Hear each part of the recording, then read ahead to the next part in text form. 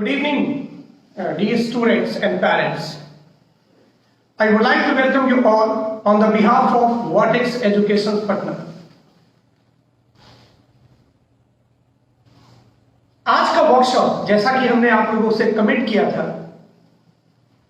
कि lockdown over हो चुका है बिहार के अंदर,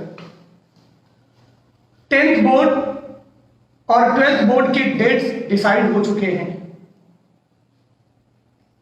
पूरी एक साल से लगभग जो लास्ट ईयर 2020 का था, पूरा का पूरा एक साल पूरी दुनिया ने करवट बदल दी इस कोविड-19 पैंडेमिक की वजह से। लोग घर में रहने को मजबूर हो गए, बच्चों की पढ़ाई छूट गई, क्लासेस वो जो रेगुलर क्लासेस है वो बेचारे कर नहीं पाए, और इतने लंबे समय के बाद अब जाकर ग्रेजुअली अलग अलग स्टेट्स में ऑफलाइन क्लासेस की परमिशन स्टेट से मिलनी शुरू हो गई।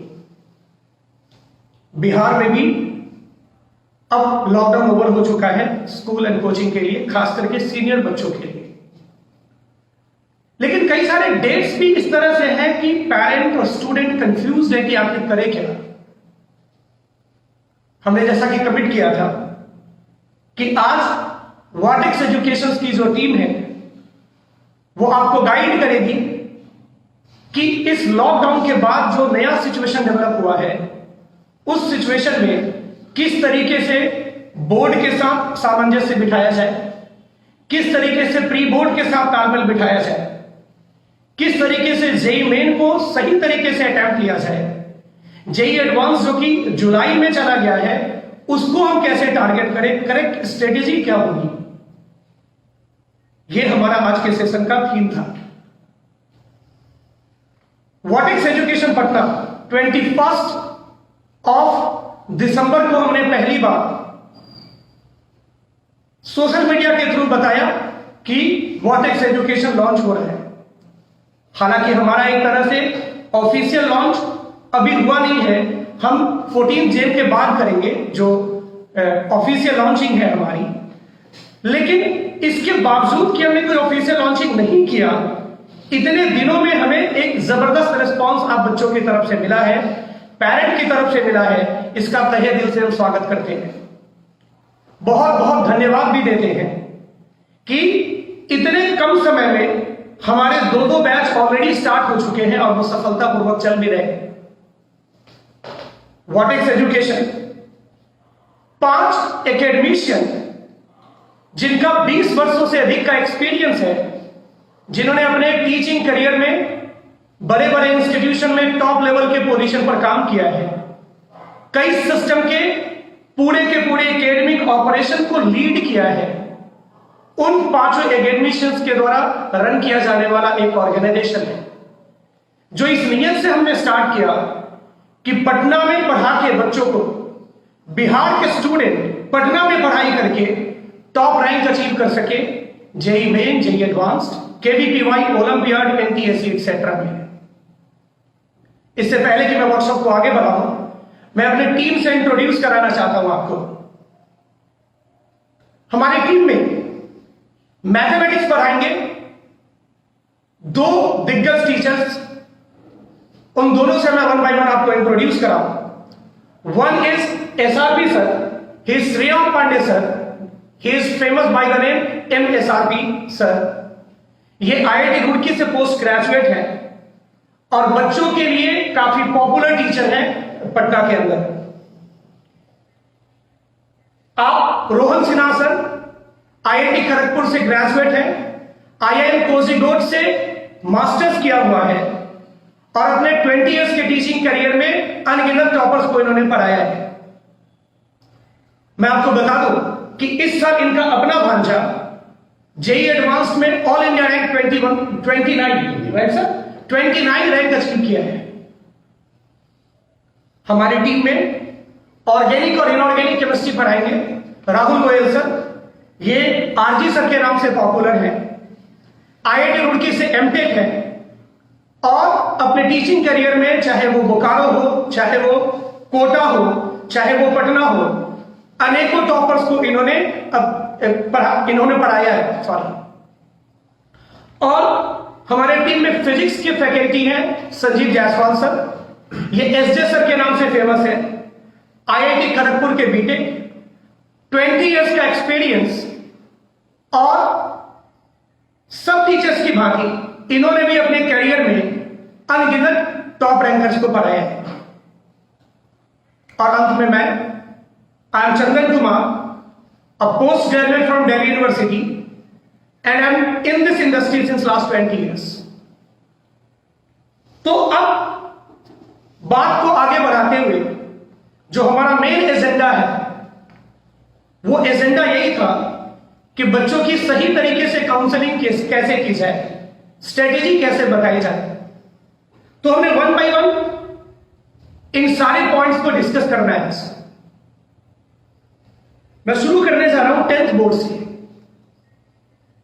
जो बच्चे 10th बोर्ड में हैं, हमें याद है कि जब मैं 10th बोर्ड का एग्जाम देने वाला था 93 में, काफी लंबा समय हो गया, लेकिन मुझे याद है कि 10th बोर्ड के समय कोई भी बच्चा, चाहे मैंने दिया हो, चाहे अपने इतने टीचिंग करियर में कई बच्चों को फेस किया हो कि जब 10th बोर्ड का एग्जाम होता है तो बच्चे कितने सीरियस होते हैं। और उस 10th बोर्ड के एग्जाम के समय जिन बच्चों का इस साल 10th बोर्ड होना था, लॉकडाउन आ गया, वो बेचारे स्कूल नहीं जा पाए, वो बेचारे इंस्टीट्यूट नहीं जा पाए, और उन बच्चों को इस साल 10th बोर्ड देना है। मजे की बात है या अफसोस की बात, जैसे भी कह लो, हमारे लेफ्ट और राइट बैठे हुए दोनों टीचर्स, हम दोनों के बच्चे, राहुल गोयल सर की बिटिया और एसआरपी सर का बेटा, दोनों का दोनों इस साल 10th बोर्ड अपीयर होने वाला है। और इन बच्चों की तरह आप लोग जैसे भी कई बच्चे ऐसे हैं जो इस साल पूरा सफर किए, लेकिन अब 10th बोर्ड का डेट अनाउंस हो चुका है। अब यहां पर भी दो तरह की समस्या है। एक तो यह है जो बिहार बोर्ड के बच्चे, उनका एग्जाम मोस्ट प्रोबेबली फेब में होगा, जो अभी तक का डेट अनाउंस है। लेकिन जो सीबीएसई बोर्ड के बच्चे हैं, उनका 10th बोर्ड का एग्जाम मई जून में चला गया। अब इन दोनों बोर्ड के बच्चे को किस तरीके से स्ट्रेटेजी बनानी चाहिए? एक तो बोर्ड की स्ट्रेटेजी कैसी होनी चाहिए, क्योंकि अभी भी अगर फेब की भी बात करो तब भी 1 महीना बचा है, और अगर मई जून की बात करो तो निश्चित रूप से बच्चे के मन में क्वेरी आती है। अनेकों पेरेंट्स के कॉल आए मेरे पास, अनेकों बच्चों के कॉल आए सर कि सर आखिर जो सीबीएसई बोर्ड के बच्चे हैं खास करके, कि आखिर किस तरीके से हमें स्ट्रेटेजी बनानी चाहिए, क्योंकि 2021 में तो जेईई मेन मई तक जा रहा है, लेकिन ये फैसिलिटी 2023 के बच्चों को नहीं मिलेगी। तो इसके लिए क्या बेहतर स्ट्रेटेजी होगा कि आखिर 2021 में बच्चा जो 10th देने वाला है, बिहार बोर्ड का बच्चा हो, चाहे सीबीएसई या आईसीएसई बोर्ड का बच्चा हो, उसे किस तरह की स्ट्रेटेजी बनानी चाहिए। इसके लिए मैं रिक्वेस्ट करूंगा एसआरपी सर से, क्योंकि ये खुद एक्सपीरियंस कर रहे हैं अपने घर में, ये आपको बेटर गाइड कर पाएंगे कि आखिर आपकी स्ट्रेटेजी कैसी होगी। धन्यवाद चंदन सर। Thank you sir. तो जैसा कि चंदन सर ने बताया आपको कि हम सब लोगों की एक्सपीरियंस है, 20 साल से भी ज़्यादा की एक्सपीरियंस है, पर ये जो पैंडेमिक का सिचुएशन बना उसका एक्सपीरियंस तो किसी को नहीं था। लेकिन मेरे घर में चूंकि मेरा बेटा ही क्लास 10th में आ चुका था जिस समय लॉकडाउन का स्टार्ट हुआ, और 10th बोर्ड इस साल उसको देना है 2021 में, तो मैं पूरे इस लॉकडाउन के पीरियड से लेकर अब तक इस सिचुएशन को लगातार फेस किया।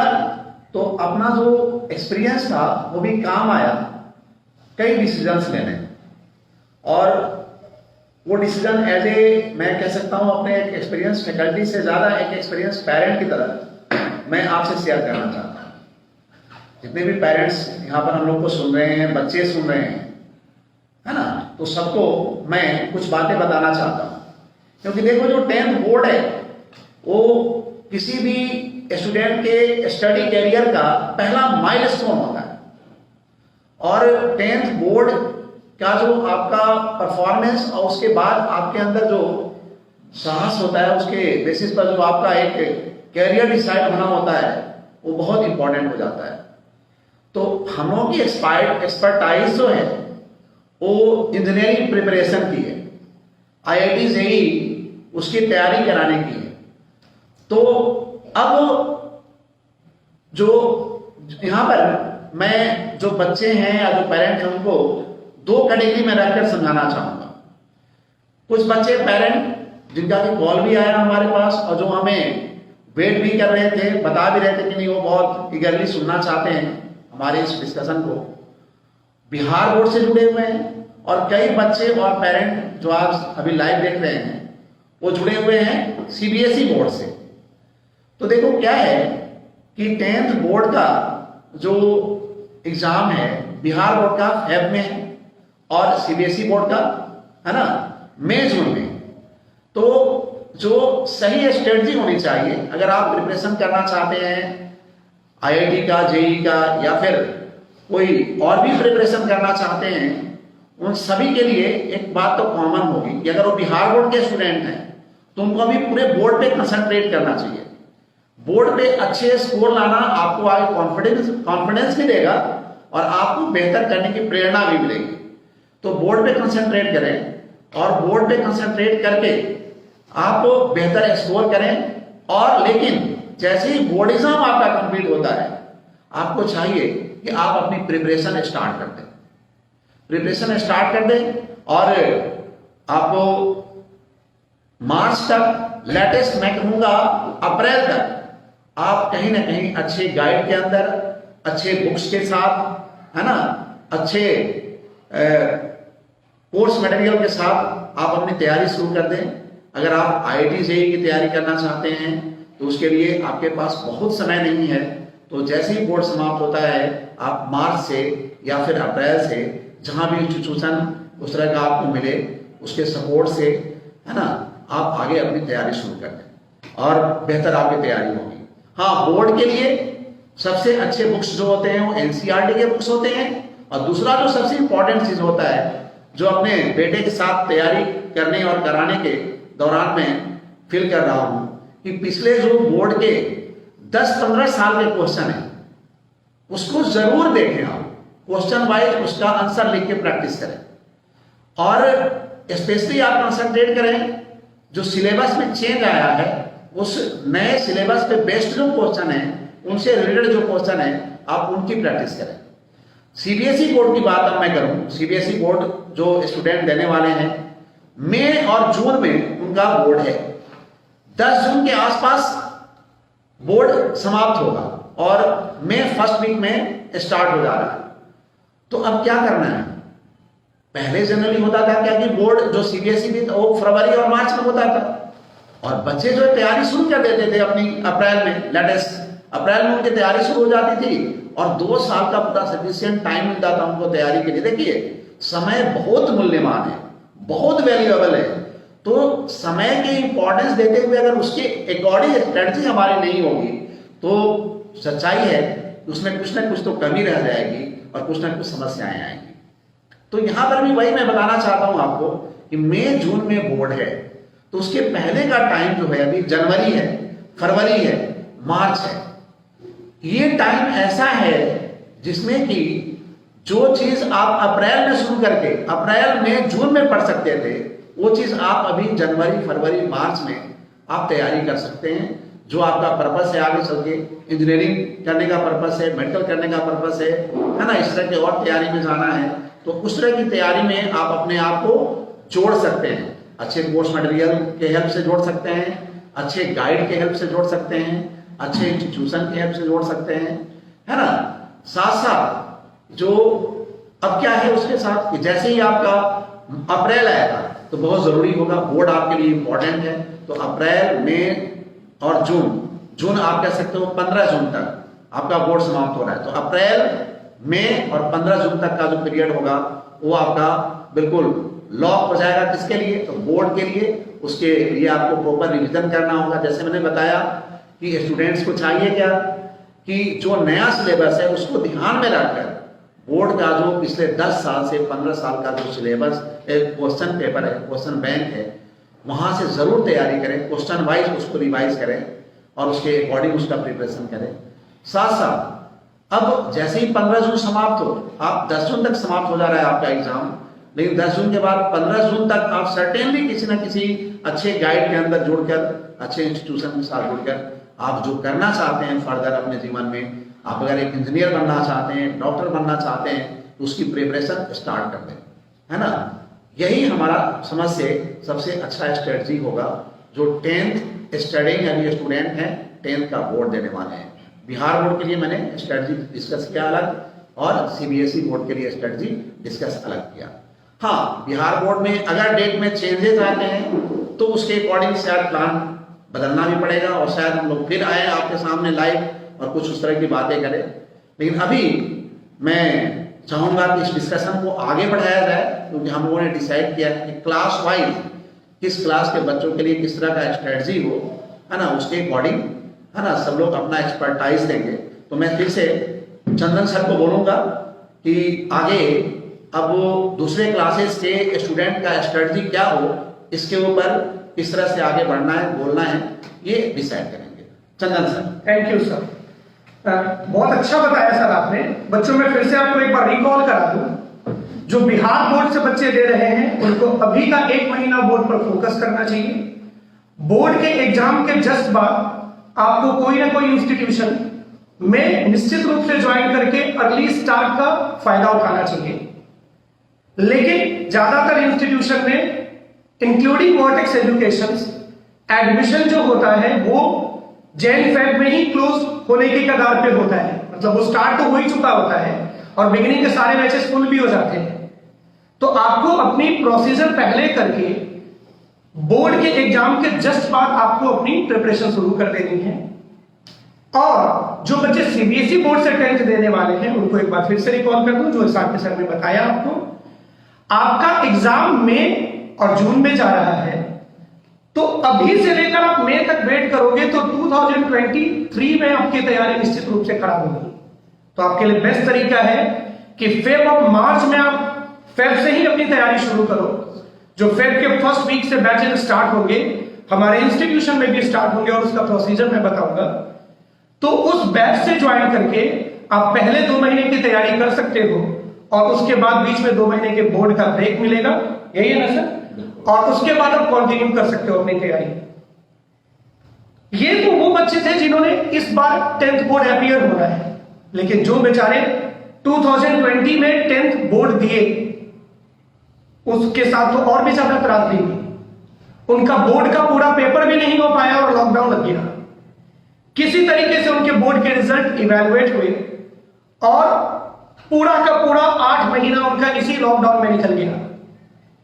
मेरी अपनी एक्सपीरियंस कहती है कि 10 से 11 जाने के बाद बच्चों के माइंडसेट में सबसे बड़ा जीवन में चेंज आता है, और वो चेंज हम एज अ टीचर क्लास में बच्चों को सही तरीके से गाइड करके सही रास्ता देते हैं उसको।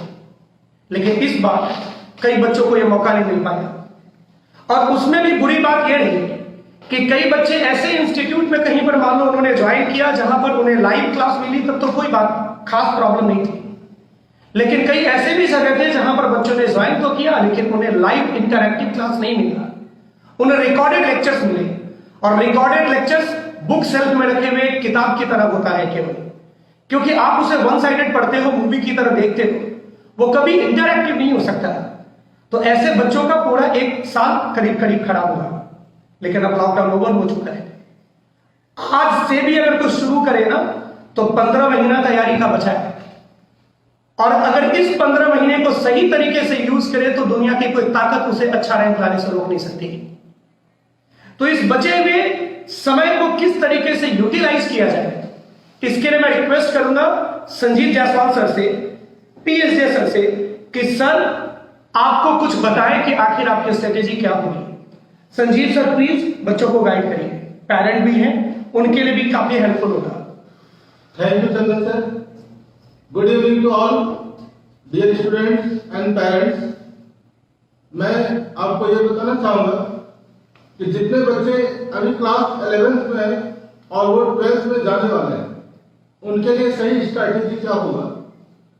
तो सबसे पहली बात, वो अगर कहीं एडमिशन लिए हैं उन बच्चों को ये फोकस करना चाहिए कि वो वहां पे उनकी सब्जेक्ट की अंडरस्टैंडिंग अच्छी डेवलप हो रही है नहीं, चाहे वो लाइव क्लास से हो रही हो, रिकॉर्डिंग क्लासेस हो रही हो, लेकिन ये बच्चों को खुद पता चल रहा होता है कि हम सब्जेक्ट कितने अच्छे से समझ रहे हैं, उनसे कितना प्रॉब्लम सॉल्व हो रहा है या नहीं हो रहा है।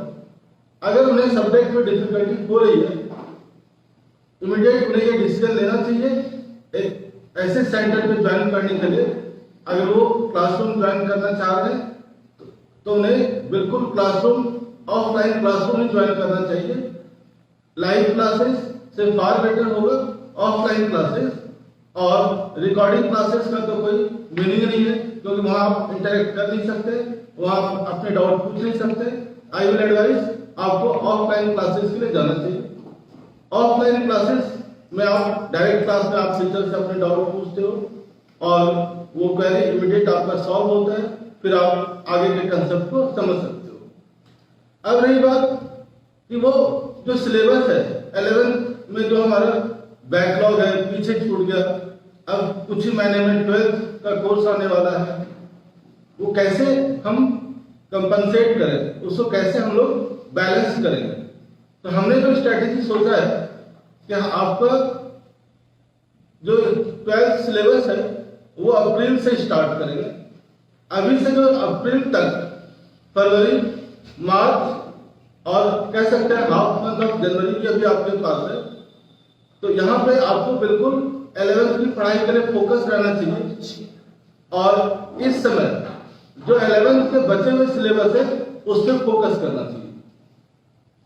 और हम लोग अपने सेंटर पे इन बच्चों के लिए 3 फरवरी से एक बैच स्टार्ट कर रहे हैं, जहां पे हम 11th के रिमेनिंग सिलेबस और ये कह सकते हैं 50% सिलेबस अप्रैल से पहले कराएंगे। अप्रैल से हमारा 12th का क्लासेस स्टार्ट होगा और ये अक्टूबर एंड तक हमारा 12th का कोर्स कंप्लीट होगा। नवंबर से अगेन हम बचे हुए सिलेबस 11th को कंप्लीट कराएंगे और ये जनवरी और फरवरी के एंड तक सारा सिलेबस कंप्लीट कराकर इनको अच्छे से हम लोग टेस्ट सीरीज प्रोवाइड कराएंगे, जो वो ऑल इंडिया बेसिस पे अपने आप को देख सकते हैं उसका प्रिपरेशन किस लेवल पे है। और वो जैसे जेईई मेन का एग्जाम हो, जेईई एडवांस का एग्जाम हो, उसकी जो भी तैयारी है उस समय तक वो कंफर्टेबल फील करें और फिर वो मिड टाइम के बाद से मिड मार्च तक बोर्ड एग्जाम के लिए फोकस करेंगे। उनका 12th बोर्ड काफी इंपॉर्टेंट होगा और जो हम लोग की पढ़ाई होगी इसमें 12th बोर्ड के सिलेबस को फोकस करते हुए 1 by 1 हर एक टॉपिक जो भी बोर्ड सिलेबस के उन्हें क्लास में एक्सप्लेन करते हुए बोर्ड को कवर करते हुए आईटी जेईई मेन और आईटी जेईई एडवांस लेवल की तैयारी कराएंगे। अब है कि वो जब जेईई मेन के लिए अपियर हो रहे होंगे तो उन्हें जनवरी में भी एक चांस मिलेगा, अगर जो नॉर्मल सिचुएशन रहा इस ईयर जैसा लेट नहीं हुआ, और एक अप्रैल में भी उन्हें सिचुएशन मिलेगा। किसी भी तरह थोड़ी कमी अगर जनवरी में रह भी जाती है तो अप्रैल में अपना बेस्ट परफॉर्म कर दे सकते हैं। मार्च बोर्ड एग्जाम के बाद उन्हें टाइम मिलता है कि प्रॉपर रिवीजन कर वो अप्रैल में बेस्ट दे सकते हैं। और जो जेईई मेन का स्ट्रैटेजी है वो अगर 2 अटेम्प्ट लेता है जनवरी और अप्रैल में, तो किसी एक एग्जाम में दोनों में से जिसमें बेस्ट होगा वही काउंट होगा। ये मैटर नहीं करता कि जनवरी में उसका क्या परफॉर्मेंस रहा, अगर वो अप्रैल में बेस्ट करता है तो वही रिजल्ट उनका काउंट होता है। इसलिए इसमें थोड़ी सी भी चिंता की बात नहीं है कि जनवरी तक में थोड़ी सी भी कमी रह गई, बोर्ड एग्जाम का भी प्रेशर है तो कैसे मैनेज करें। They will get time sufficient to revise the syllabus after board exam. वो अप्रैल में जेईई मेन अटेम्प्ट लेंगे और फिर जेईई मेन के बाद इमीडिएट हम उन्हें आईटी एडवांस के लिए और अच्छे तरह से सारे सिलेबस को रिवाइज कराएंगे और एडवांस में जो भी टाइम मिलेगा उस समय तक हमारे ऐसे प्रोग्राम डिजाइन होते हैं कि कंप्लीट सिलेबस में हम प्रॉब्लम के थ्रू रिवाइज कराकर प्रैक्टिस कराकर जेईई एडवांस में अच्छे रैंक लाने के लिए तैयार कर पाए। और आई होप ये सारे लोगों को समझ में आया होगा। अगर किसी भी तरह की कोई कंफ्यूजन होती है तो वो हमसे पर्सनली कांटेक्ट कर बात कर सकते हैं। Thank you. Thank you thank you Sandeep sir. मैं आपको बता दूं बच्चों कि ये जो बैच है जो अभी आप लोगों के पास मौका है वर्टेक्स एजुकेशन में हमारा ये बैच 3 फरवरी से स्टार्ट होने वाला है। इस बैच का हमने नाम दिया है क्रेस्ट बैच। क्रेस्ट मतलब पिक होता है। तो इस बैच के लिए हमारी एनरोलमेंट ऑलरेडी एडमिशन प्रोसीजर चल रही है और ये बैच 3 फरवरी से ऑफलाइन क्लास के थ्रू स्टार्ट होगी। अभी मैं देख रहा था कि कई सारे ऐसे बच्चों के भी कमेंट्स आ रहे हैं जो हमारे नए बैच में एडमिशन भी लिया है। और सर मैं बता दूं कि अभी आज मैं जब थोड़ी देर पहले व्हाट्सएप स्टेटस देख रहा था संदीप सर, और एक स्टूडेंट जो अभी हमारा जेनिथ बैच में पढ़ रहा है उसने भी हमारा ये लाइव का स्टेटस लगाया हुआ। तो thank you very much my dear student कि ये बच्चे भी हमारी एक तरह से यही पहचान है हमारी। कई बच्चों की क्वेरी ये भी आ रही थी क्योंकि हमने बोला कि 1 by 1 सारे क्लासेस को कवर करेंगे और ग्रेजुअली आगे बढ़ेंगे। तो कई बच्चों की क्वेरी आ रही थी कि सर जो बच्चे इस साल 12th बोर्ड देने वाले हैं उसका कैसे स्ट्रेटजी होनी चाहिए, क्योंकि वो बच्चे अगर टेक्निकली देखो तो सबसे ज्यादा हैम्पर तो उन्हीं की पढ़ाई हुई है, क्योंकि उन बच्चों की तो पूरी कैरियर स्टेज पर लगी है इस साल। उन्हें जेई मेन देना है, जेई एडवांस देना है और वो बेचारे इस क्रूशियल ईयर में जब 12th बोर्ड की भी एग्जाम होती है, प्री बोर्ड्स होते हैं, प्रैक्टिकल्स होते हैं, उन्हें घर में रहना पड़ता है। लाइव क्लासेस मिली तो ठीक, लेकिन जिन्हें नहीं मिली उनकी तो पूरी की पूरी कहानी बहुत ज्यादा तरीके से खराब हो चुकी है। और ऐसा मैं अपने मन से नहीं कह रहा, जो पेरेंट की और बच्चों की क्वेरीज आ रही है उसके दम पे मैं ये सारी बातें आपको बता पा रहा हूं। 12th बोर्ड के साथ कई नई चीजें हुई हैं इस साल से। प्री बोर्ड्स के मेरे ख्याल से 2 बार डेट डिसाइड हुए सर, पहले एक बार होता था।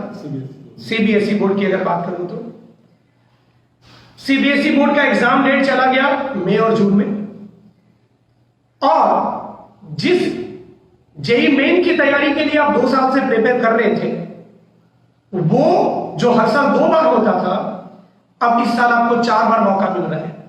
अब बच्चों के मन में कई सारे कंफ्यूजन होते हैं कि सर चारों देना चाहिए, कि कोई 3 देना चाहिए, कि कोई 1 ही देना चाहिए। ऐसा तो नहीं है कि चारों देंगे तो नुकसान हो जाएगा। आखिर हमें इस लास्ट के कुछ मंथ में, क्योंकि अभी भी 5 महीना है, तो इस बचे हुए 5 महीने को कैसे यूटिलाइज किया जा सके कि बेस्ट तरीके से आप अपना डिलीवर कर पाओ कॉम्पिटिटिव एग्जामिनेशन में और बोर्ड में। इस चीज को समझाने के लिए मैं रिक्वेस्ट करना चाहता हूं राहुल गोयल सर से कि सर प्लीज बच्चों को गाइड करिए। मैं देख रहा था भी कई सारे बच्चे आरजी सर का एक तरह से चीयर भी कर रहे थे, तो सर आपका बच्चे बेसब्री से इंतजार भी कर रहे हैं। Thank you so much Chandan sir. देखिए 12th ऑब्वियसली सबसे क्रुशियल ईयर होगा as far as IIT JEE and even medical entrance examinations are concern. और इस साल में जितना बच्चों से कांटेक्ट हुआ है हम लोगों का, मुझे लगा है कि 2 तरह के स्टूडेंट्स रहे हैं। एक वो है जिनको थ्रू आउट द ईयर ये फैसिलिटी मिल पाई है और ये इंफ्रास्ट्रक्चर मिल पाया है कि वो अपने टीचर्स के साथ किसी ना किसी तरह से कांटेक्ट में रहे, राइट। और एक वो बच्चे हैं जो बिल्कुल भी टीचर्स के साथ कांटेक्ट में नहीं रह पाए, चाहे वो स्कूल टीचर्स हो, चाहे वो उनके कोचिंग इंस्टीट्यूशंस के टीचर्स हो, या वो और भी गाइड हो, उनके साथ कांटेक्ट में नहीं रह पाए। They have just watched recorded lectures on YouTube और on whatever channel they have got. तो इन दोनों बच्चों के लिए ना स्ट्रेटेजी थोड़ा सा डिफरेंट होगा। जो बच्चे टीचर्स के साथ, मैं पहले सीबीएसई बोर्ड के लिए डिस्कस कर रहा हूँ, राइट, उसके बाद में बिहार बोर्ड करूंगा। जो बच्चे टीचर्स के साथ कांटेक्ट में रहे हैं, राइट, मेरे ख्याल से they are well prepared for their pre boards जो जनवरी में शेड्यूल है, yes. और कई स्कूल्स में चल भी रहे। और जो लोग नहीं रहे हैं they are obviously not well prepared, they are not that well prepared. तो जो लोग ठीक से प्रिपेयर्ड हैं और जनवरी का प्री बोर्ड अटेम्प्ट वो प्रॉपर्ली ले पा रहे हैं, उन लोगों के लिए बेस्ट अपॉर्चुनिटी है कि वो फेब और मार्च के जो जेईई मेंस अटेम्प्ट है उन पर प्रॉपर्ली कॉन्सेंट्रेट करें, राइट। कैसे करना है ये भी बताता हूं, बट फरवरी और मार्च के जेईई मेंस अटेम्प्ट उनको वो अटेम्प्ट्स प्रॉपर्ली लेने हैं, राइट। और उसके बाद पूरी तरह से फोकस करना है अपने बोर्ड एग्जाम्स पर, ठीक है ना। और जो लोग बोर्ड प्री बोर्ड्स के लिए they are not that confident, those people who are not that confident, तो उन लोगों को क्या करना होगा, उनको अपना फरवरी अटेम्प्ट और मई अटेम्प्ट, क्योंकि मार्च में सेकंड प्री बोर्ड होगा, तो मई अटेम्प्ट उसको फरवरी attempt and April attempt, right, उसको बहुत सीरियसली अटेम्प्ट लेना होगा। और मार्च में और ऑफ कोर्स अप्रैल मई में उनको कॉन्सेंट्रेट करना होगा बोर्ड एग्जाम्स पर, राइट। और वो मे अटेम्प्ट्स किस तरह से फॉलो करेंगे, मतलब अभी जो बचा हुआ टाइम है उसमें वो क्या स्ट्रेटेजी फॉलो करेंगे। उन लोगों को number one they have to treat NCERT books like Bible, right. NCERT is of course Bible for JEE Mains examination, right, at least for chemistry and physics subject में। तो आपको फॉलो करना ही है, बहुत रिलीजियसली फॉलो करना है। और इसके अलावा जो प्रीवियस ईयर्स क्वेश्चंस पेपर रहे हैं मेंस के, जैसे 2020 में जो मेंस हुआ था, 19 में जो मेंस हुए थे, राइट, 18 में हुआ था, और उसके पहले के जो जब एनटीए नहीं कराता था, जब सीबीएसई कंडक्ट कराता था, वो मेंस के पेपर उनके क्वेश्चंस उनको सीरियसली अटेम्प्ट करने चाहिए, राइट। तो मेरे ख्याल से ये जो टाइम मिलेगा ना, इसमें this matter would be sufficient कि वो एनसीईआरटी प्रॉपर्ली करते हैं और लास्ट ईयर्स के पेपर प्रॉपर्ली अटेम्प्ट करते हैं, ठीक है ना। और फिर उसके बाद उनको ना अपना 15 अप्रैल के बाद का जो टाइम है वो पूरी तरह से डेडिकेट करना है board exams. Board exams are equally important, in fact sometimes they are even more important, right. मतलब कई बार क्या होता है ना कि इवन आईआईटीज में भी कैंपस प्लेसमेंट के टाइम पर भी बोर्ड एग्जाम्स के मार्क्स मैटर करते हैं। तो बोर्ड एग्जाम्स को बिल्कुल भी लाइटली नहीं लेना है। ऑल्दो गवर्नमेंट ने सर वो 75% मिनिमम क्राइटेरिया वो हटा दिया है इस साल के लिए, वो एक रिलैक्स दिया है, but still you have to score good, you have to score in optimized manner in your 12th board examination also, right? अब इसके बाद बचते हैं बिहार बोर्ड वाले बच्चे। बिहार बोर्ड वाले बच्चों के साथ ना फॉर्चुनेटली एक पॉइंट तो है कि उनका फरवरी में, अभी तक जो डेट्स हैं, फरवरी में इनके 12th बोर्ड कंप्लीट हो जा रहे हैं, right. I think maximum mid of Feb तक ये लोग 12th बोर्ड कंप्लीट कर दे रहे हैं। तो उनके पास 12th बोर्ड फिनिश होने के बाद ना एनसीईआरटी रिवाइज करना, पिछले सालों के टेस्ट पर अटेम्प्ट करना, उसके लिए उनके पास they have got ample of time, right. फरवरी attempt they can not obviously they can not take it seriously, लेकिन मार्च अप्रैल मई ये तीनों अटेम्प्ट्स उनके लिए सीरियस अटेम्प्ट्स होंगे। ऑफ कोर्स अपनी प्रिपरेशन के अकॉर्डिंगली, जिनकी प्रिपरेशन बहुत कम है उनके पास 3 महीने का टाइम होगा, वो मई अटेम्प्ट को सबसे सीरियसली लेंगे, राइट। एंड ऑफ कोर्स जिनकी प्रिपरेशन अभी तक ठीक रही हो वो तीनों अटेम्प्ट्स प्रॉपर्ली लेने होंगे, राइट। तो इस तरह से आप उसको स्ट्रेटजीज। एक बच्चा सर आपसे क्वेश्चन पूछा है कि सर एनसीईआरटी से ऑर्गेनिक की तैयारी कैसे करें? आप एनसीईआरटी बोल रहे थे, मैंने सुना आपको। देखिए एनसीईआरटी से ना एक्चुअली अगर आप मेंस के एक्चुअल पेपर उठा करके देखेंगे, राइट, एक्चुअल टेस्ट पेपर्स, मैं वो मटेरियल की बात नहीं कर रहा जो मार्केट में अवेलेबल है, जो मेंस के एक्चुअल टेस्ट पेपर्स हैं उनमें जो रिएक्शंस या रिएक्शंस पर बेस्ड प्रॉब्लम्स जो भी पूछे हुए हैं, अगर आप 2-3 क्वेश्चन भी सैंपल के लेकर के एनसीईआरटी पलट करके देखते हो ना, तो आपको यू विल बी सरप्राइज्ड कि most of those questions are as such from those content जो एनसीईआरटी में दिए हुए हैं। तो अगर आप एनसीईआरटी प्रॉपर्ली फॉलो करते हो ना, प्रॉपर्ली फॉलो करते हो तो मतलब आप उसमें मतलब सारे रिएक्शंस प्रॉपर्ली पढ़ते हो, सारे कॉन्सेप्ट्स प्रॉपर्ली पढ़ते हो, और फिर जो एनसीईआरटी की इंटेक्स्ट और एक्सरसाइज की प्रॉब्लम्स होती है, स्पेशली कन्वर्जन टाइप के क्वेश्चंस होते हैं, right, specially road map type के प्रॉब्लम्स होते हैं, मैं ऑर्गेनिक की बात कर रहा हूँ, राइट। ये सारे जो प्रॉब्लम्स है ना, इनको आप अगर प्रॉपर्ली अटेम्प्ट कर लेते हो तो ऑर्गेनिक आपका बहुत अच्छे से मेंस के लिए सप्लीमेंट हो जाता है। मतलब उसके बाद आपको ना बहुत ज्यादा नीड नहीं रहती, specially in this limited frame of time. अगर आपके पास टाइम बहुत ज्यादा होता तो मैं आपको वो दूसरी स्ट्रेटजीज बताता, लेकिन अभी जो टाइम अवेलेबल है उसमें NCERT would be the best content to follow, right. Over to Chandan sir. ठीक है। एक बच्चे ने सवाल किया कि सर हमारे आपके इंस्टीट्यूट में अभी देख रहा था सर कि इनऑर्गेनिक कौन पढ़ाएगा, तो मैं बता दूं कि आरजी सर यहां तो नहीं लेकिन कोटा में इन्होंने बोकारो में भी फ्रंट लेवल पर बड़े रेप्यूटेड इंस्टीट्यूट में, नाम तो मैं नहीं लूंगा, इन्होंने ऑर्गेनिक और इनऑर्गेनिक कंटिन्यूअसली पढ़ाया है, और वर्टिक्स एजुकेशन में ये organic as well as inorganic दोनों पढ़ाएंगे। एक छोटी सी चीज मैं आपको और जोड़ना चाहता हूं बच्चों, जो सर ने बताया कि थोड़ा सा समय बचा है और इस समय के लिए एनसीईआरटी को रिलीजियसली पढ़ना चाहिए, इट्स लाइक बाइबल। और मैं 1-2 बच्चे का कमेंट पर भी देख रहा था कि वो अच्छे से इसको रिस्पॉन्ड कर रहे हैं। मैंने जब जीवन में एक बार इकोनॉमिक्स 9th क्लास में मेरे ख्याल से पढ़ा था, तो एक सिंपल प्रिंसिपल पढ़ा था जो मैं क्लास में बच्चों को शेयर करता हूं, आपसे भी शेयर करना चाहता हूं, बच्चे, पेरेंट, जो भी। इकोनॉमिक्स की एक फंडामेंटल प्रिंसिपल है, needs are infinite but resources are limited. And a wise man is a man who utilizes the limited resources for the best possible need. आवश्यकताएं अनंत है, लेकिन पूरा करने के साधन सीमित है। समझदार इंसान वही है जो इस सीमित साधन का उपयोग सबसे अधिक जरूरी चीज के लिए करे। तो जो आपके पास समय अवेलेबल है, उस समय में आप हर चीज नहीं पढ़ सकते, लेकिन जो सबसे जरूरी चीज है उसे पढ़ना चाहिए और उस स्ट्रेटजी को फॉलो करिए जो आरजी सर ने आपको बताया। अब एक अंत में आता है 12th पास बैच। जो बच्चे ने इस साल 12 दे दिया था, उनका जेई मेन जेई एडवांस जो पहला अटेम्प्ट था उनका एक तरह से खराब हुआ। खराब कहने का मतलब कि वो उस लॉकडाउन के जो टेरेबल पीरियड था, जिसमें काफी डर सा, एक पैनिक सा इन्वायरमेंट था, उसमें बीत गया। और कई बच्चे उसके साथ फेस भी कर पाए, कई बच्चे नहीं भी कर पाए। हमारे कई सारे टॉपर्स जो हमसे मिलने आते हैं, हमसे बातें करते हैं, जिनसे मैं आपको बाद में मिलवाऊंगा भी किसी न किसी माध्यम से, उन बच्चों की भी रैंक जितनी अच्छी आ सकती थी शायद उतनी अच्छी नहीं आ पाई इस लॉकडाउन की वजह से। लेकिन उन बच्चों के पास जो अभी उतना अच्छा नहीं कर पाए, जैसे हमारे यहाँ जेनिथ बैच है 12 पास बच्चों के लिए, उसमें 3 ऐसा बच्चा भी है सर जिसने जेई मेन में अच्छा परफॉर्म किया है।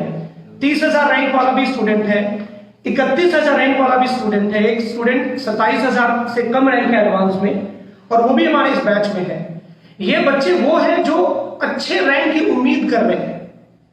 तो 12 पास बच्चों की स्ट्रेटेजी कैसी होनी चाहिए, क्योंकि रोहन सिन्हा सर को भी तुरंत का एक्सपीरियंस भी है। अपने घर में अपने भांजे को इन्होंने ट्रेन किया और वो रैंक 29 लाया। कोई ये साधारण मजाक रैंक नहीं होता डबल डिजिट में लाना। तो इसके लिए मैं रोहन सिन्हा सर से रिक्वेस्ट करूंगा कि ये आपको 12 पास बच्चों को गाइड करेंगे कि इन्हें क्या करना चाहिए। Rohan Sinha sir. Thank you so much sir. Good evening parents and students.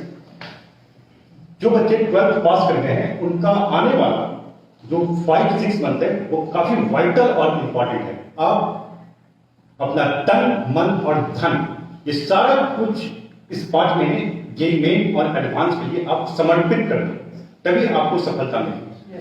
Secondly, मैं आपको ये बोलना चाहता हूं कि एक सक्सेसफुल स्टूडेंट और अनसक्सेसफुल स्टूडेंट में डिफरेंस वही होता है टाइम मैनेजमेंट का। एक सक्सेसफुल स्टूडेंट जो होता है वो अपने टाइम को प्रॉपर्ली मैनेज करता है, प्रॉपर्ली, और एक अनसक्सेसफुल स्टूडेंट होता है वो एक टाइम टेबल तो बनाता है, लेकिन वो स्ट्रिक्टली उसको फॉलो नहीं करता है।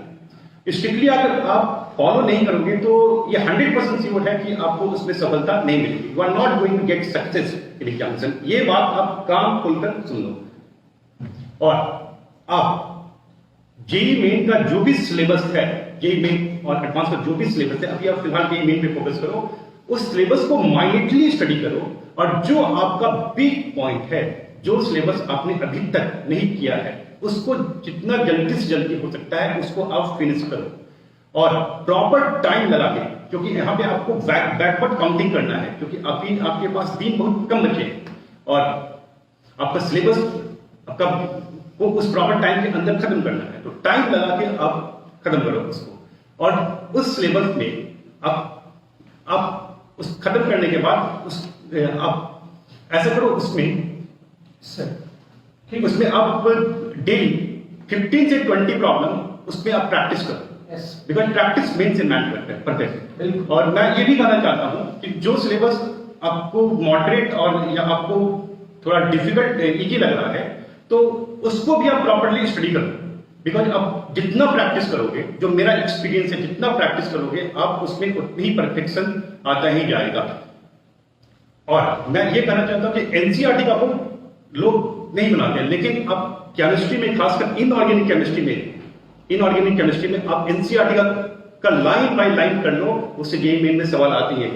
ये सही बोल रहा हूँ? बिल्कुल सही, जो कि मेरा भांजा भी किया है, एनसीईआरटी का एकदम लाइन बाय लाइन वो पढ़ा था, एकदम लाइन बाय लाइन पढ़ा था, क्योंकि बहुत लोग फिनाल के पीछे भागते हैं ये, लेकिन उसमें काफी टाइम आपका नुकसान होगा।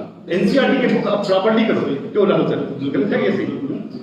और जेईई मेन का जो प्रीवियस 5 ईयर का जो भी है, दैट इज वेरी गुड। आप टाइम लगा के उसको सॉल्व करो, एक प्रॉपर टाइम लगा के। और जहां पे आप मिस्टेक कर रहे हो, जहां भी मिस्टेक कर रहे हो, बहुत बच्चे टेस्ट देते हैं लेकिन टेस्ट का प्रॉपर एनालिसिस नहीं करते हैं।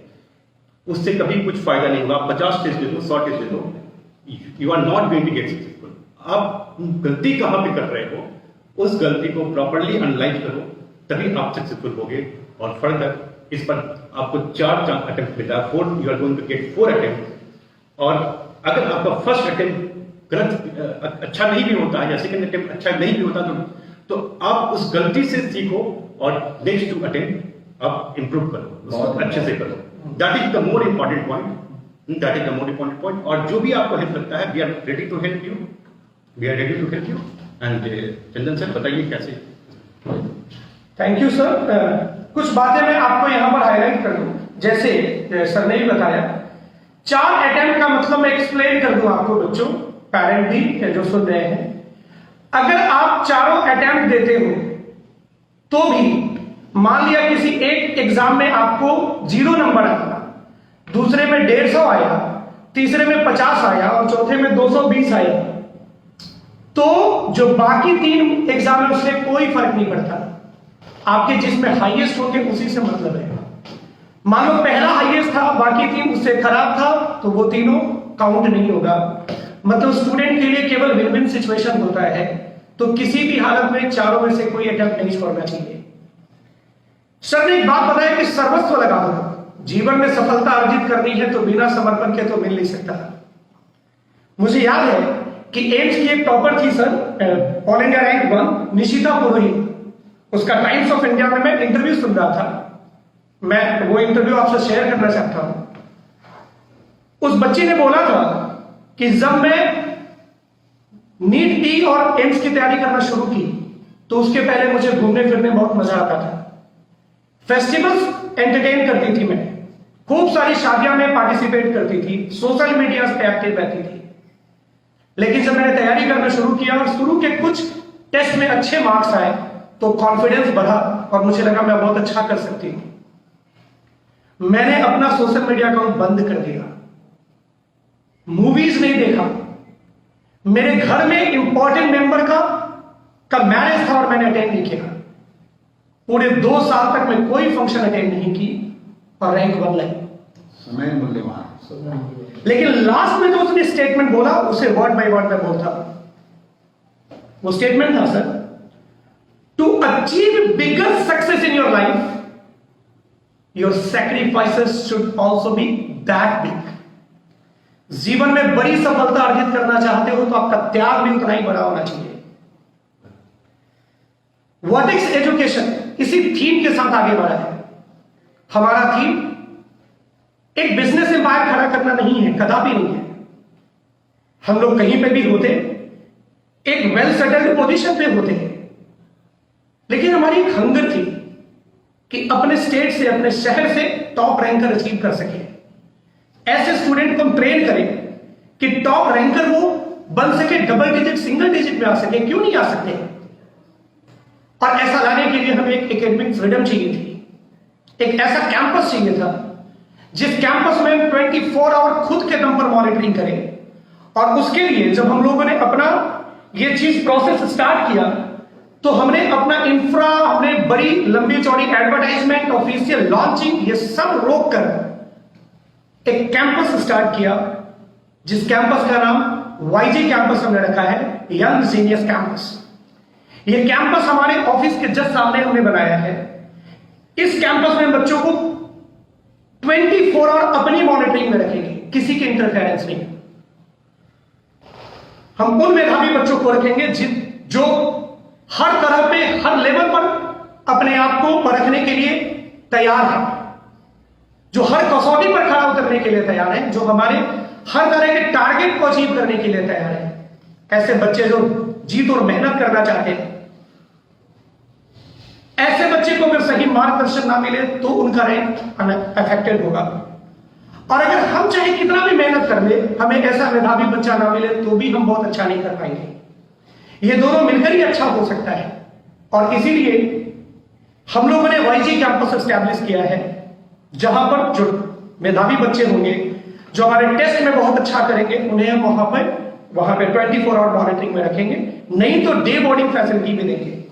हाँ बिल्कुल, जो हंगर हमारी है एक क्वालिटी टीचिंग करने की, हम चाहते हैं हमें बच्चे उसी हंगर वाले जो कि चाहते हैं कि जीवन में कुछ कर गुजरे, single digit double digit rank आने की बात जब हम करते हैं तो पटना में रहकर वो अचीव करें, इसके लिए काम करने की बात हो रही है यहाँ पर। और उसके लिए जो कैंपस है, जैसा सर ने बताया, वो young genius campus YG campus है और वो बहुत बड़ा बेनिफिशियल एक प्लेटफॉर्म बनने जा रहा है, जो कि हो सकता है आने वाले समय में उसकी एक इतिहास और उसकी एक गाथा बन जाए और वो बिहार के लोगों में वो एक आदर्श के रूप में कायम हो। ये मुझे आत्मविश्वास है। हाँ सर।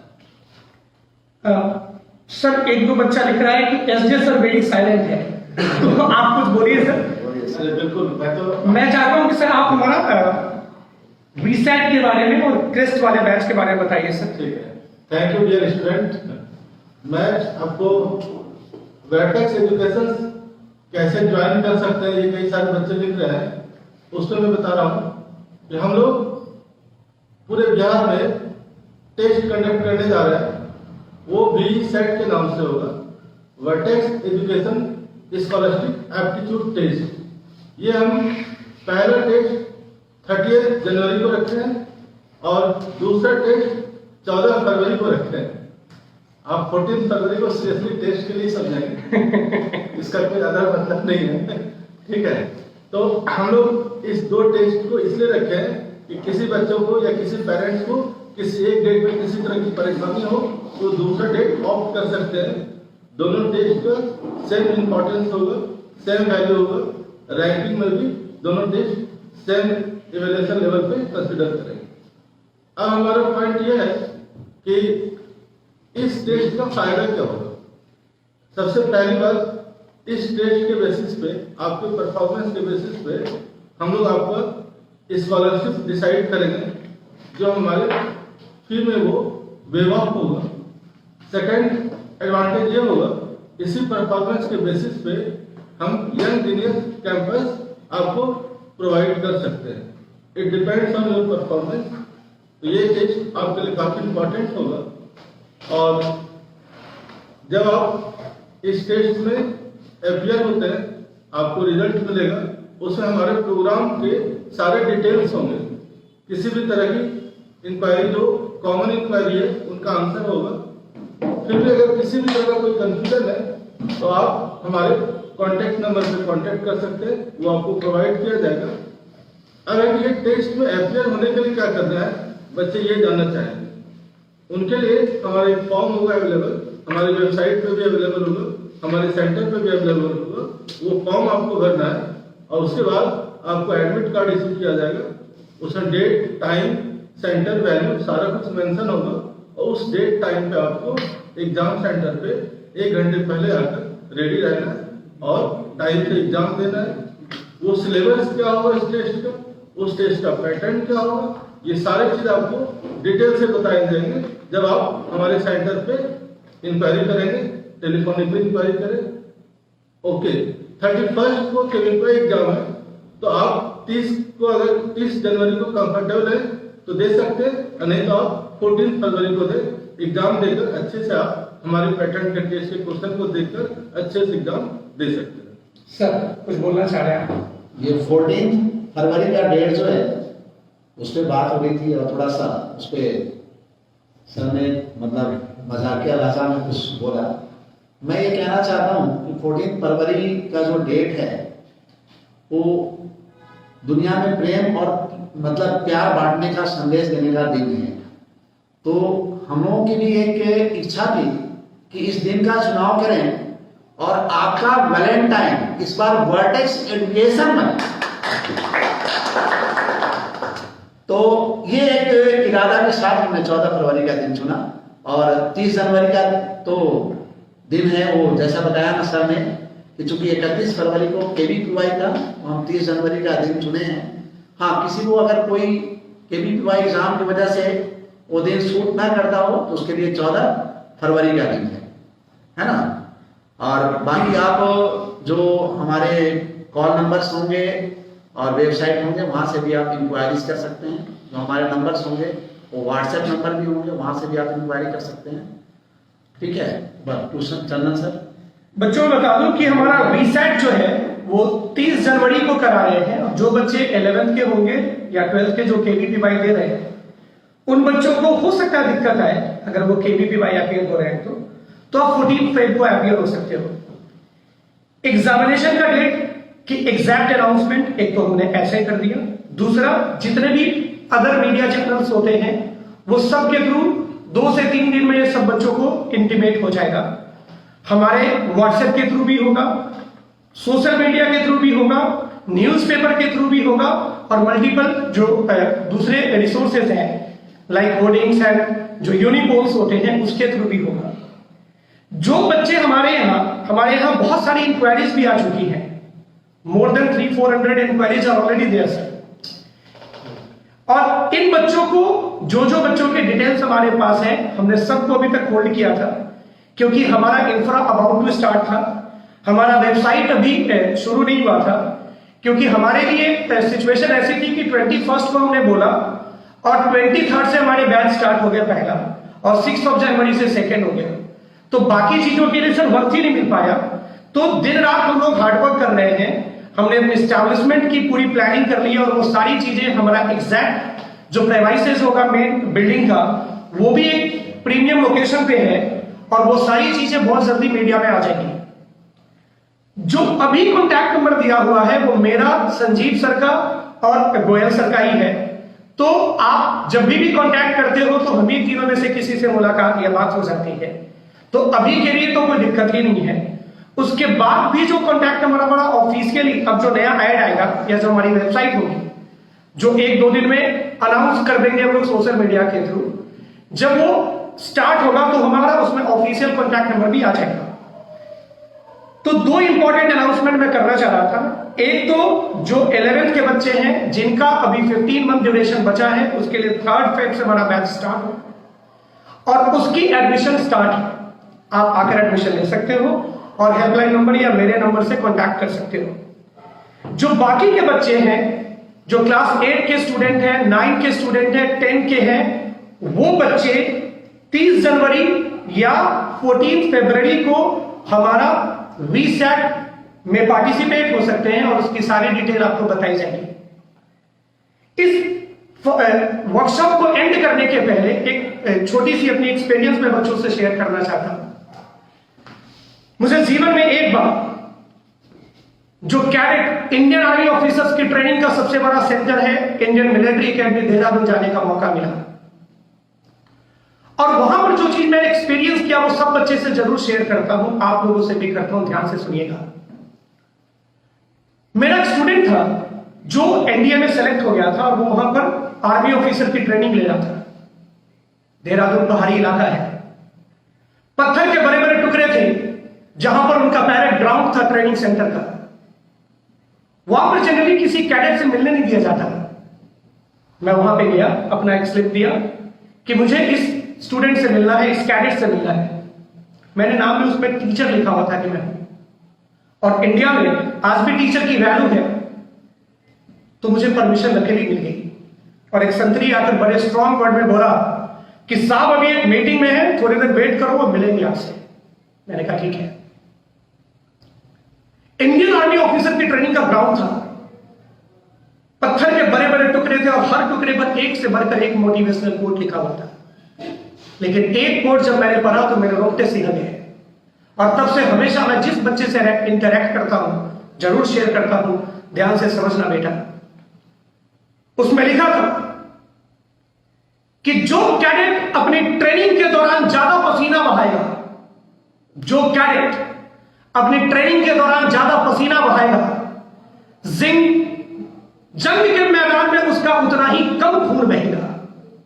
जो स्टूडेंट अपनी पढ़ाई के दौरान, अपनी तैयारियों के दौरान ज्यादा मेहनत करता है, जिंदगी के जंग में उसे उतनी ही कम मुसीबतों का सामना करना पड़ता है। इसी के साथ I would like to conclude this session. Thank you very much.